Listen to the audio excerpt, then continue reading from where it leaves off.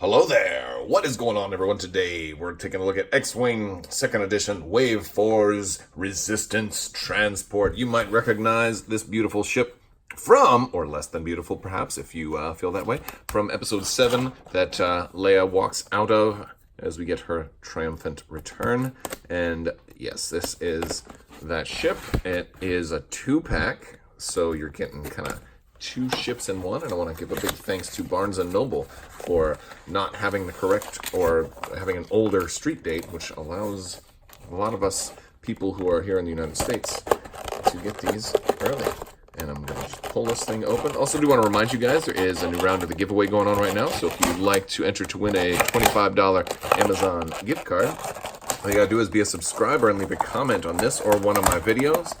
And it does not have to be a comment that is by itself. You can reply to somebody else's comment. Reply to the best comment you see and give them some love. Give people some love for coming up with good things to talk about. And boom! There it is.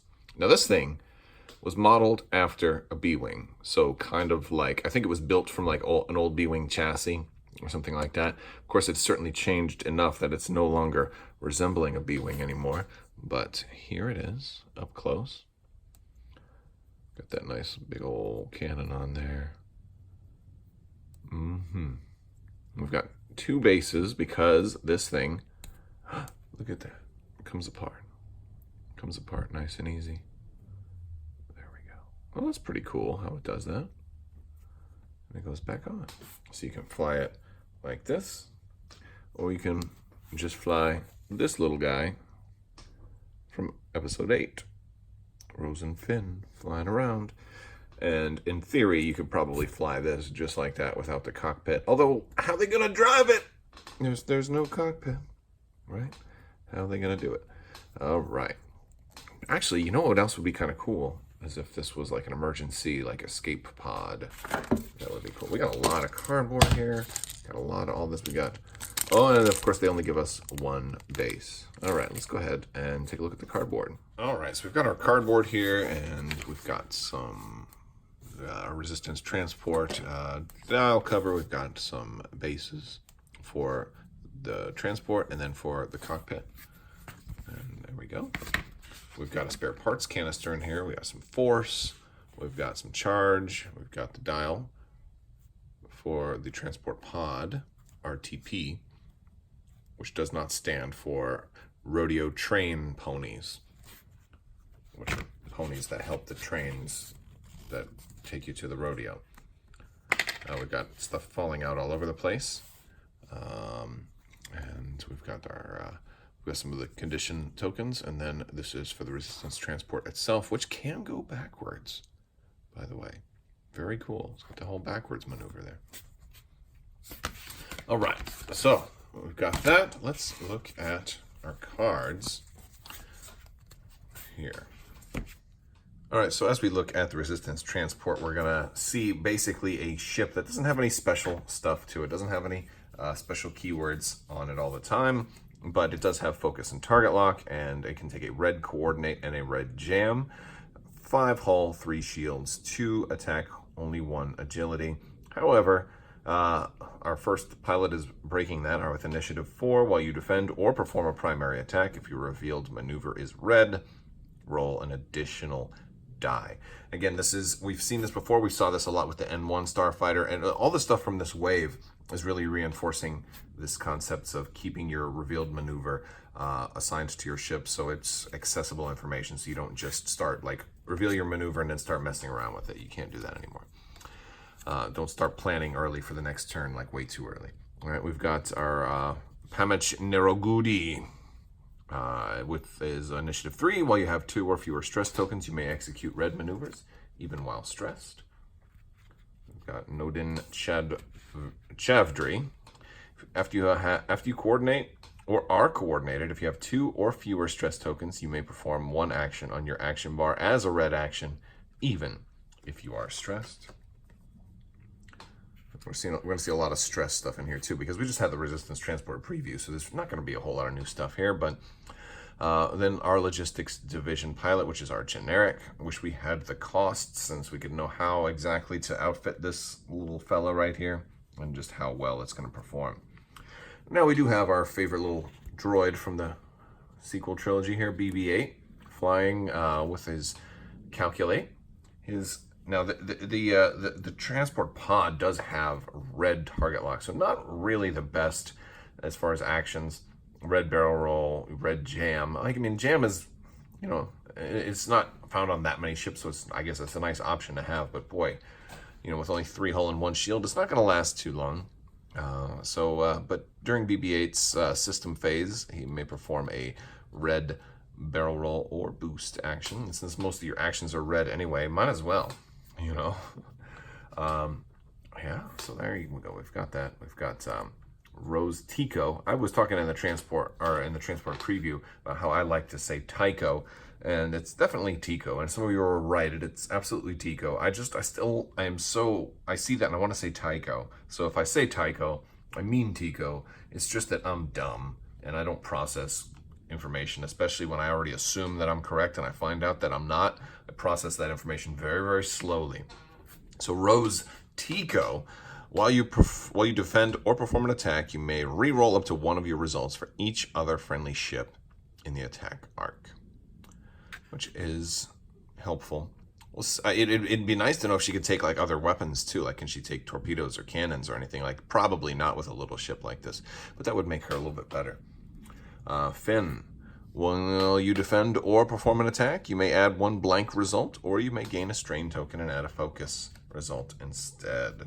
Finn seems a little better because he's actually adding a result. So if he focuses, he can, you know, he's a big deal, you know. I really want Finn to become a Jedi, but it's just, I don't think it's going to happen.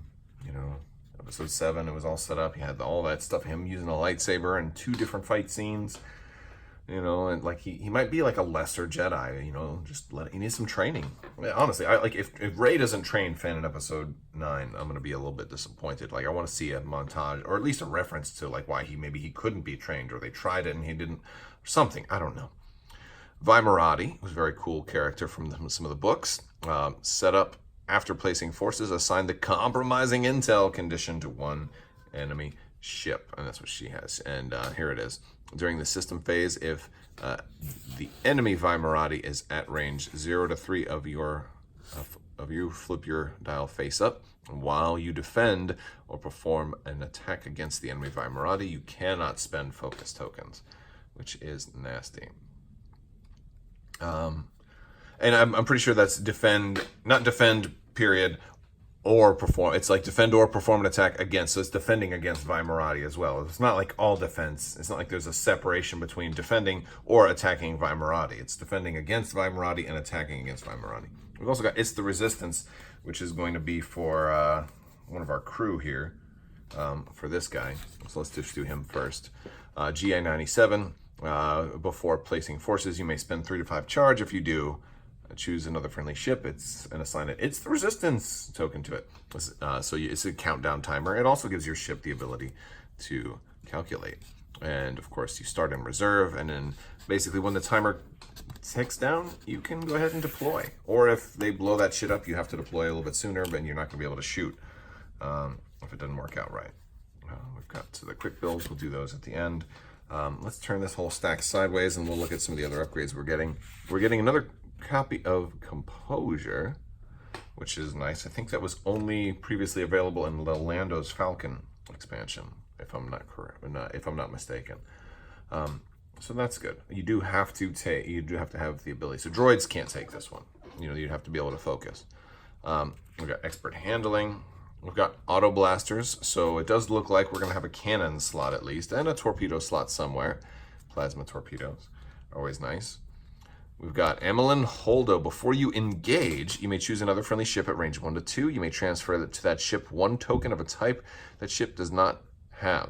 That ship may transfer 1 token of a type that you do not have. So basically, she's letting you play some token shenanigans, which I feel like there's probably going to be specific combinations for, which isn't too bad. I think she can help droids out too, if droids like maybe wanted to be able to get a focus or something like that, and they weren't able to. Especially if all your actions are red, right? She can be like, here you go, droid. You can have a focus to go with that target lock. We've got awesome Cadel Conics, and she's shouting, "Go faster! Did I stutter?" After you reveal your dial, you may set your dial to a basic maneuver of the next higher speed. While you execute that maneuver, increase its difficulty. Super useful, especially for, again, this has to do with a lot of stuff that's going to want to reference your dial too, reference your revealed dial's speed. And I think that's going to be such an important part this wave. And also, she's giving you the chance to kind of, oh, I didn't want to do a K-turn right there. Let's just do a 5 straight instead. Something like that. Corsella, after you fully execute a blue maneuver, remove all of your stress tokens. This one will be really, really helpful for the transport because there's a lot of stuff, like you can do an action even while you have a stress token, and you'll take another stress token. And you're going to find yourself with a couple of builds having like 2 or even 3 stress at times. So Core will help you get out of that in a pinch. We got Larma Daisy, resistance only, of course, like just about everybody in here is. And while you have 2 or fewer stress tokens, you can perform the coordinate, jam, or reinforce actions even while stressed. And when you do one of those, if it's white and you're stressed, you can treat it as a red action. So again, that's what I'm talking about, getting extra stress, right? We've got Leia, Super Leia. I'm really liking General Organa here. She is 2 crew slots, which does tell us that the transport's going to have 2 crew slots. Probably not the pod. Speaking of the transport, they almost made it look like this opens up right here. Like there's such a good wash in there. Like that would have been really cool if it opened up and you had a little Leia hiding in there waving at you. But all right, so Leia is awesome. She gives you a force. She gives you also the ability to do a purple coordinate. And after a friendly ship reveals its dial, you may spend a force. If you do, the chosen ship reduces the difficulty of that maneuver. So she's a lot like the first Leia, but a lot more selective. And if you do, like, maybe put her with Rey on the Falcon or something like that, then you're going to have, like there's future options for her as well. But she's just a lot more selective. I think she's actually a lot better than the other Leia.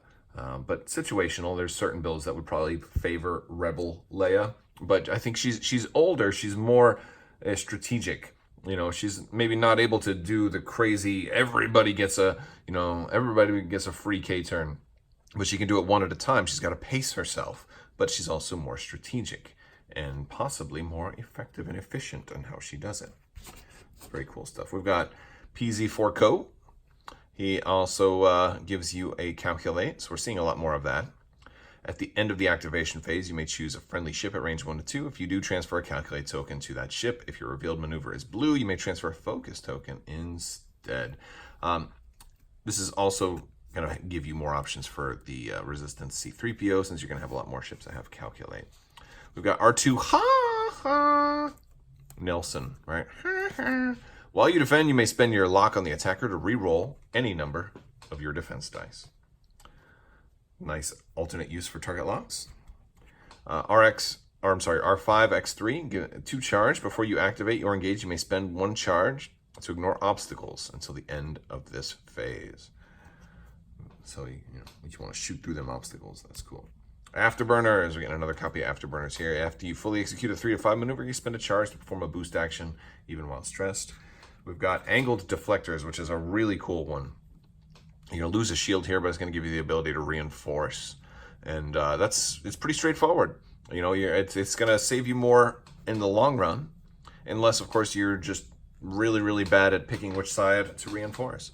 But I definitely like it. I think it's going to be really, really good on certain builds, and I think even on regular builds it'll be good, but be interested to see the points cost for this. I'm sure it'll have a variable points cost, but it can only go on smaller, medium ships that have shields already. They have to have a shield value of 1 or more. And we got the spare parts canister. You have to have an astromech equipped, and it's got 1 charge, and as the action you can spend your charge to spend a charge to recover 1 charge on one of your astromechs, or spend a charge to drop the spare parts. That's it. Only one of those two things. Pretty cool. And we do want to look at, let's find our, where's our pods? Here we go. Here's our quick builds. So we're seeing, looks like BB-8 is able to take auto blasters on the transport pod, which is kind of funny because, you know, I don't know if the pods will have a cannon slot normally, but, you know, this isn't really an indication of just, but you can tell they're going to be cheap, right? With just the one, you know, the transport will be a little more expensive, but not, hopefully not too expensive. And of course, if you're looking at this, you're seeing, well, maybe it's got 3 crew slots because Covanel there has 3 crew on board, which may be a thing. It may not be a thing. You know, we're going to have at least 2 though. Is definitely the thing. And as we're also seeing cannons over here, we're also seeing multiple crew, seeing torpedoes over there, and astromech over here as well. So, you know, we'll have to see if both can take an astromech or if only one can take an astromech, or you know, they don't really have any of the transport pods with astromechs, but if BB-8 is actually driving one, so maybe that's it. The astromechs can drive, but not ride in the passenger side. All right, guys, that is it for the resistance transport. We can't fit them together and I'll also have them in the bases. So if you want to do that, you'll have to kind of pull it out and do some crazy. There we go. we can do that. But yeah, sad to see that there's no like docking or deployment mechanism. I guess that's meant to imply that like this thing can't fly without the cockpit. I think most ships do need like a steering wheel in order to fly or drive or something like that. But yeah, we'll be anxious to see. This one's really going to have a lot to do with when the points come out, so wish we could kind of figure out more. But that's the resistance transport, guys. I want to thank you all so much for watching. I want to thank my patrons on Patreon as well. Definitely help make this all possible. If you're interested in joining the team on Patreon, there is a link down in the description below. I want to thank you all so much for watching, and as always, have a great day.